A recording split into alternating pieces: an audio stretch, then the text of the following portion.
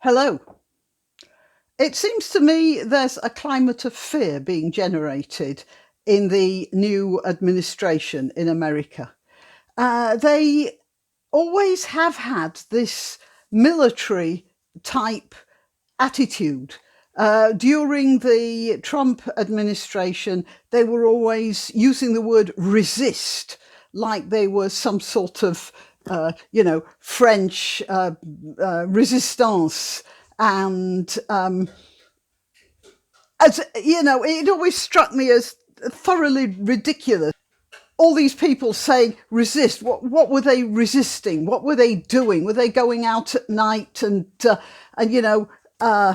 blowing up railways and that sort of thing? Well, no, not most of them. There were riots going on in various parts of the towns, but most of the people who were talking about resist were just LARPing resistance, weren't they? But that was sort of drilled in. It seems to me it was sort of drilled in to the Democrat supporters' mentality. So, and I think it was probably Nancy Pelosi, but I may be just blaming her.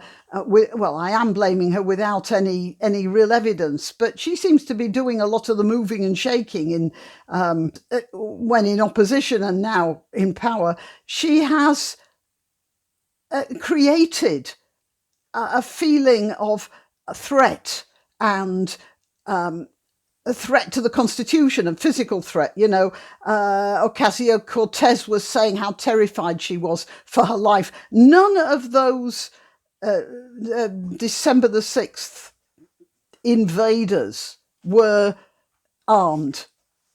They were taking out their frustration on some furniture, I believe, but the injuries that I have heard about happening were either people being shot by the police or people being crushed or trampled or just collapsing in the melee. And it's absolutely without a doubt that although they would have got the various members of the government and the Congress into some sort of secure area, there was absolutely no threat to these people's lives. So they just wanted to ramp up this feeling of threat and fear. Now, at the same time, they have done nothing to stop the idea of the police being defunded. And we know that there are many police officers who are leaving the service. They're taking early retirement or just plain old resigning because the atmosphere is so bad for police. So there are fewer police anyway, and there is a feeling that there are going to be even fewer because of official, not just atrophy, but official shaving of the force. So what are they going to do to keep the peace? Well, they're going to use the National Guard, aren't they? And I'm quite sure that pretty soon the National Guard is going to be called out to deal with the rioters in places like Portland. They wouldn't do it before, but I'll bet they'll do it now. And what's going to happen? You saw those photos of the army sleeping in the corridors. That wasn't just bad administration. That was a political statement. Have as many soldiers there as you can because you want to show how dangerous Trump supporters are. And we have to be protected. But that we have to be protected can go only in one direction. I remember hearing a story once of an American family who were holidaying in England. And I say England, they were in England, and they were walking around some woods in Norfolk, and they came across this woman walking her dogs, and they said good morning to her, and she walked past them, and they walked past her, and it was only a bit later that they realised that was the Queen. And because there is a limit to how much you can let the government protect itself. And they do have a lot less idea that the government has to be protected from the people over here than seems to be developing in America. Now, Trump was very open. He really didn't show the troops protecting him. He didn't give the impression that he felt constantly under threat, neither from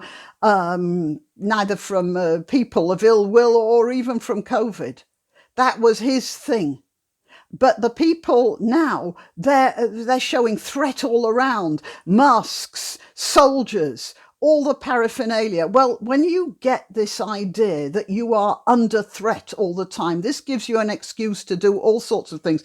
And I want to point out the difference between the National Guard and the police.